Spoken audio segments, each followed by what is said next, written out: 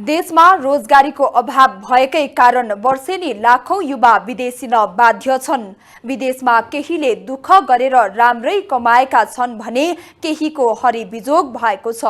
विदेशबाट सयौंको शव बाकसमा आएको छ भने कयौं बेपत्ता तथा घाइते भएका छन्।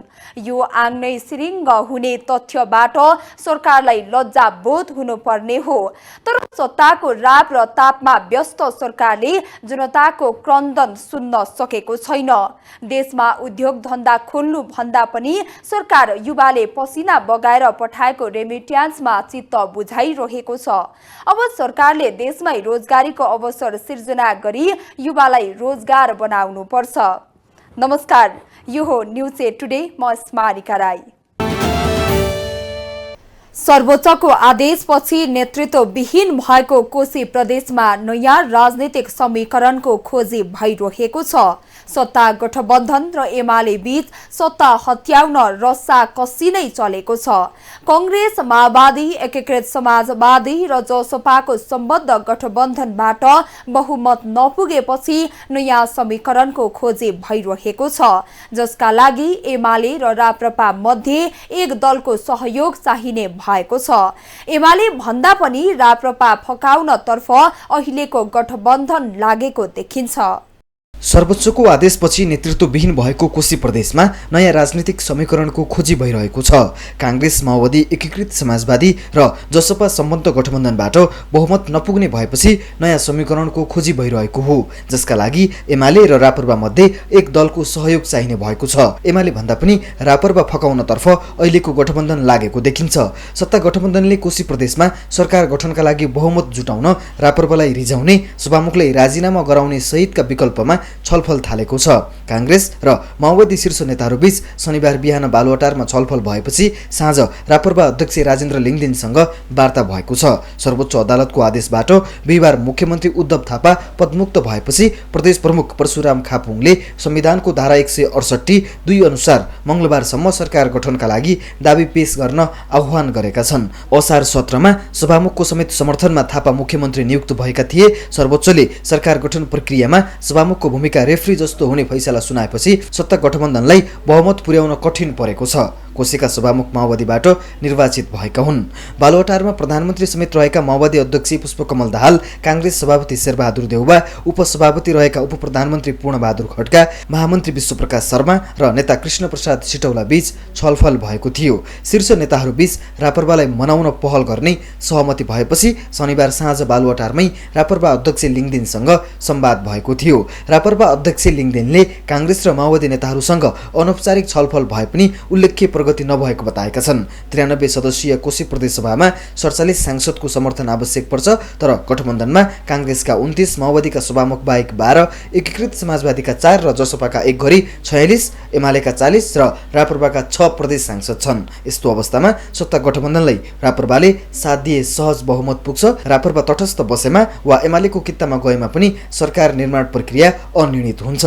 सभामुखबाट गौतमले राजीनामा दिएपछि गठबन्धनलाई मुख्यमन्त्री नियुक्तिका लागि मार्ग प्रशस्त हुने भएकाले कांग्रेसले उनको राजीनामाका लागि प्रधानमन्त्री दाहालसँग आग्रह गरिरहेका छन्। कांग्रेस मुख्यमन्त्री नियुक्तिका लागि दलका नेता उद्धव थापालाई नै अघि सार्ने अडानमा देखिएको छ, तर सभामुखको राजीनामाले थप पुनः मुख्यमन्त्री नियुक्ति भए पनि विश्वासको मत प्राप्त गर्न नसकिने स्पष्ट छ। कांग्रेसले सरकार गठनका लागि समर्थन गर्न राप्रपा सकारात्मक हुने सम्भावना कम भएको भन्दै सभामुख गौतमलाई राजीनामा गराएर बहुमत पुर्याउन माओवादीलाई दबाब दिइरहेको छ। बालुवाटार बैठकमा कांग्रेस नेताहरूले प्रधानमन्त्री दाहालसँग राप्रपाले समर्थन नगरेको अवस्थामा सभामुखलाई राजीनामा गराउनु पर्ने धारणा राखेका थिए। माओवादीले भने सभामुखले राजीनामा दिँदैमा समस्या समाधान नहुने तर्क गरेको छ। यसअघि पनि कांग्रेसले सभामुख गौतमलाई मुख्यमन्त्री नियुक्तिका लागि दाबी पेश गर्न हस्ताक्षर गराएको माओवादीका प्रदेश सांसदको भनाइरहेको छ। सभामुख गौतमले गरेको हस्ताक्षरको विवाद सर्वोच्चमा पुगेर सभामुखका साथै सत्ता गठबन्धन नै बदनाम भएको अवस्थामा जबरजस्ती राजीनामा गर्न लगाए परिणाम सुखद नहुने तर्क धेरैको छ। संविधानको धारा 168(2) अनुसार नियुक्त हुने मुख्यमन्त्रीले सोही धाराको उपधारा 4 अनुसार 30 दिनभित्र विश्वासको मत लिनुपर्ने हुन्छ। सभामुखको राजीनामापछि अब नियुक्त हुने गठबन्धन दलका मुख्यमन्त्रीले विश्वासको मत लिनका लागि बोलाउने प्रदेशसभा बैठकको अध्यक्षता कसले गर्ने भन्ने प्रश्न महत्त्वपूर्ण छ। उपसभामुख बैठकको अध्यक्षता गर्न नआउने प्रश्न रहेको गठबन्धन दलकै सांसद बताउँछन्। सभामुखको राजीनामा र उपसभामुख अनुपस्थित भएको अवस्थामा यसअघि प्रदेशसभाले गठन गरेको 4 सदस्यीय अध्यक्ष मण्डलका सदस्यबाट 1 जनाले प्रदेशसभाको अध्यक्षता गर्नेछन्। सभामुख र उपसभामुख नभएको अवस्थामा बस्ने प्रदेशसभा बैठकको अध्यक्षता अध्यक्ष मण्डलका सदस्यहरूबाट बढानुक्रम वा ज्येष्ठताका आधारमा गर्ने अभ्यास रहेको प्रदेशसभा सचिवालयले जनाएको छ। यस्तो अवस्थामा कुशीको नयाँ सरकार गठन गर्न सकस भइरहेको छ। संसदीय राजनीतिमा लामो विरासत भएका राजनीतिक दलहरूलाई काउन्टर दिँदै रासोपा उदाएको छ। पुराना नेताहरूको बाहुल्यता रहेको एकीकृत समाजवादीले थ्रेस होल्ड कटाउन नसकेका बेला रासोपाले प्रदर्शन दमदार गरेको हो। अहिले रासोपा संसदमा चौथो दल रहेको छ।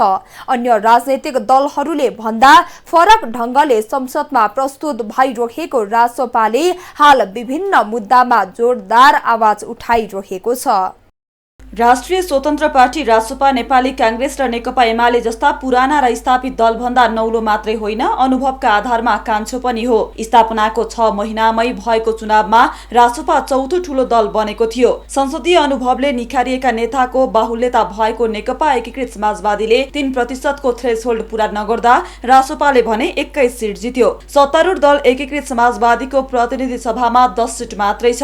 चुनावी परिणाममा मात्रै होइन, अहिले संसदका गतिविधिमा पनि परम्परागत दल भन्दा रासोपाका सांसदले फरक भूमिका देखाइरहेका छन्। कांग्रेस, एमाले, माओवादी केन्द्र, राष्ट्रिय प्रजातन्त्र पार्टी राप्रपा, जनता समाजवादी पार्टी नेपाल, जसपा लगायतका दल राजनैतिक मुद्दामै केन्द्रित छन्। सत्ता बाहिर रहेको रासोपा अहिले मिशन 2084 को तयारीमा पनि जुटेको छ। जनताका मुद्दा आवाज उठाएर संसदमा जबरजस्त उपस्थिति जनाउने रणनीति रासोपाको छ।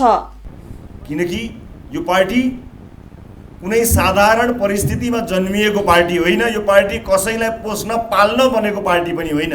नेपाली जनताले खोजेको नेतृत्व खोज्नका लागि यो मिशन 84 भनेको सही नेतृत्व छान्न सकियो भने मात्रै सम्भव हुने हो। नारा त यो देशमा सबले लगाउँछन्, नारा ठिक भएर भएन, पारा ठिक हुनु पर्यो। त्यो पारा ठिक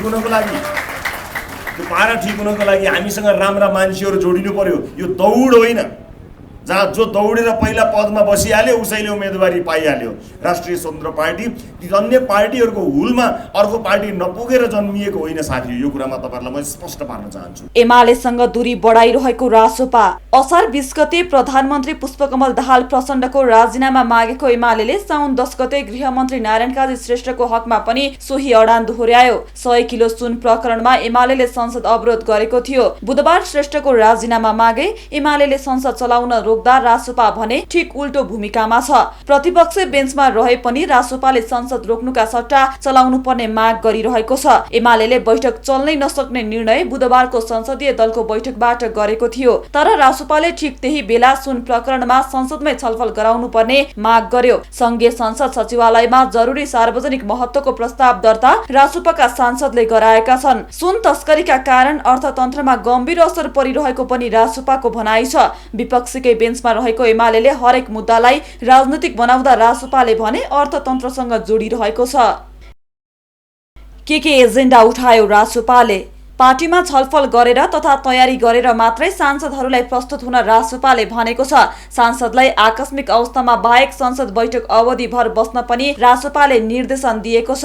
सांसदहरूलाई हरेक अधिवेशन सकिएपछि रिपोर्ट कार्ड सार्वजनिक गर्नुपर्ने व्यवस्था पनि रासोपाले गरेको छ। रासोपाले अरू दलको भन्दा फरक भूमिका देखाएको अर्को घटना हो पूर्व सांसद ढाका कुमार श्रेष्ठ प्रकरण। श्रेष्ठले विवादित मेडिकल व्यवसायी दुर्गा प्रसाईसँग 2 करोड बार्गेनिङ गरेको अडियो बाहिरिएपछि तत्काल श्रेष्ठलाई कारबाही गरेर संसदमा माफी मागेको थियो। पुराना दलले आफ्ना नेता तथा सांसद विवादमा पर्दा बचाउमा उत्रिने गरेकोमा रासोपाले भने माफी नै चैत 9 को प्रतिनिधि सभाको बैठकमा मागेको थियो। रासोपाले अरू दलको भन्दा संसदमा जोड दिइरहेको विषय हो तथ्याङ्क।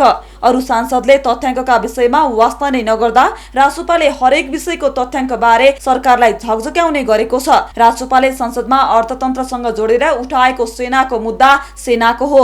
सेनाको संख्या घटाउने कि नघटाउने भन्ने बारेमा रासोपाले एकीकृत योजना बनाउनु पर्ने माग गरिरहेको छ।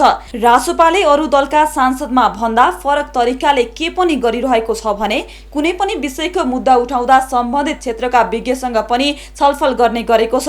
रासोपाले असार पहिलो साता प्रतिनिधि सभामा प्रवेश गराएको सेनाको संख्या बारे अहिले विभिन्न फोरमहरूमा बहस चलिरहेको छ। रासोपाले संसदमा हुने छलफलमाथि भाग लिनु अघि सर्वसाधारणसँग सम्बन्धित विषयमा सुझाव समेत माग्ने व्यवस्था गरेको छ। अरू दलका सांसदले आक्कल झुकल बाहेक महत्त्वपूर्ण विषयमा पनि नागरिकको मत के छ भन्ने विचार गरेको देखिन्न। रासोपाका सांसद विराज भक्त श्रेष्ठले मौद्रिक नीति सम्बन्धी संसदको अर्थ समितिको साउन 4 को बैठकमा भाग लिनु अघि फेसबुक मार्फत सर्वसाधारणको धारणा मागेका थिए। नेपाली कांग्रेस धन आन्तरिक द्वन्द्वमा फस्दै गएको छ। सभापति देउवालाई काउन्टर दिन बनेको संस्थापन इतर समूह नै विभाजित भएको छ। रामचन्द्र पौडेल राष्ट्रपति भएपछि शेखर कोइरालाले संस्थापन इतरको नेतृत्व गर्दै आएका थिए। उनलाई महामन्त्री गगन थापाले बलियो साथ दिँदै आएका थिए। पछिल्लो समय भने शेखर गगनको सम्बन्ध चिसिएको छ। अहिले शेखर सभापति देउवातिर ढल्किएका छन्। नेपाली कांग्रेसमा संस्थापन इतर पक्षमा द्वन्द्व फसेको छ। खासमा महामन्त्री गगन थापा र शेखर कोइराला बीच सम्बन्ध चिसेपछि यो समूह भूमिका विहीन जस्तै बनेको छ। संस्थापन इतरको नेतृत्व गरिरहेका शेखर कोइराला सभापति देउवातिर ढल्किए पनि गगन थापाले नै अहिले संस्थापन पक्षको नेतृत्व गरिरहेका छन्। साउन 2 गतेदेखि 10 गतेसम्म 7 दिन बसेको बैठकमा शेखरले संस्थापन इतर समूहको अपनत्व लिन सकेनन्। पूर्व तयारीदेखि उनले सो अपनत्व लिन नचाहेको देखिन्थ्यो। पार्टीको 25औं वरियतामा रहेका उनले बैठकमा राखेको धारणामा संस्थापन समूहको आलोचना कम थियो भने आफ्नो समूहको तर्फबाट भन्नै पर्ने कुराहरू मात्र भनिएको थियो। के सन्देश दिइरहेका छन् शेखर कोइराला? शेखर कोइरालाले बैठकअघि भ्रष्टाचारका विषयमा चर्को आवाज उठाउने भने पनि बैठकमा नरम भाषा बोले। बैठकमा उनले 2-2 महिनामा बस्नुपर्ने बैठक 1 वर्षपछि बसेकोमा सभापति र पदाधिकारीहरूबाट जवाफ माग गरे। बैठकभर महामन्त्री द्वय गगन थापा र विश्वप्रकाश शर्माको आलोचना भयो। आफू नेतृत्व परिवर्तन गर्न लागेको महामन्त्री थापाले सभापति शेरबहादुर देउवाकै अगाडि भने। बैठक सभापति देउवा भर्सेस महामन्त्री थापा बन्यो अथवा 14औं महाधिवेशनमा देउवासँग सभापतिमा प्रतिस्पर्धा गरेको शेखर होइन कि शेखरको समूहबाट महामन्त्री बनेका थापा देउवाका प्रतिपक्षी देखिए। शेखर बैठकमा हराए जस्तो देखियो भने थापा आलोचनाकै सही केन्द्रमा रहे। शेखरले आफू समूहको नेता हुँ भन्ने देखाउनै सकेनन्। त्यो स्थान बिस्तारै थापाले लिन थालेको देखिन्छ। नेताको टिप्पणी र त्यसको प्रभाव। केन्द्रीय समिति बैठकमा संस्थापन पक्षका नेताहरूले शेखरको प्रशंसा गरे। चुनावपछि संयमित भएर पार्टीलाई एक ढिक्का बनाएर लैजान खोजेकोमा केन्द्रीय सदस्य रामहरि खतिवडाले शेखरलाई धन्यवाद समेत दिए। तर उनले संघीय चुनाव या संसदीय दलको चुनाव भनेर प्रश्न भने खुलाएनन्। संसदीय दलको चुनावमा महामन्त्री थापाले सभापति देउवासँग प्रतिस्पर्धा गरेका थिए।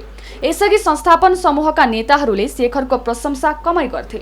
संस्थापन समूहको विश्वास जित्ने र आफ्नो समूह टिकाउने ध्यानमा रहेका शेखरले इतर समूह छाडेर संस्थापन रोज्ने त होइनन् भन्ने संशय महामन्त्री थापा निकट नेताहरूलाई छ। संस्थापनमा सभापति देउवाको उत्तराधिकारीमा स्वीकार्य पात्रको खोजी हुँदा त्यसको ठाउँ शेखरले लिन सक्ने बुझाइ नेताहरूमा छ। इतर समूह फुटेको हो कि होइन भन्ने प्रश्नको प्रष्ट जवाब इतर समूहका नेताहरूबाटै पाइँदैन। शेखरले समूहमा केही नभएको सन्देश दिइरहेका छन्। शंका गरिरहेका महामन्त्री थापा निकट नेताहरू भने शेखरको मुभ प्रष्ट हुनुपर्ने बताउँछन्। उपसभापति धनराज गुरुङले महामन्त्री थापाको गतिविधिलाई नरुचाएको उनका अभिव्यक्तिले बताउँछ। नेतृत्वमा रूपान्तरण भन्दा व्यक्ति रूपान्तरण हुनुपर्ने उनले बताउँदै आएका छन्। 15 महाधिवेशनमा शेखरलाई सभापतिमा जिताई रूपान्तरण त्यहीबाट हुने उनले बताउँदै आएका छन्। तर थापा निकट नेताहरू भने थापालाई सभापतिमा जिताए पार्टी थप बलियो र राम्रो हुने बताउँदै आएका छन्।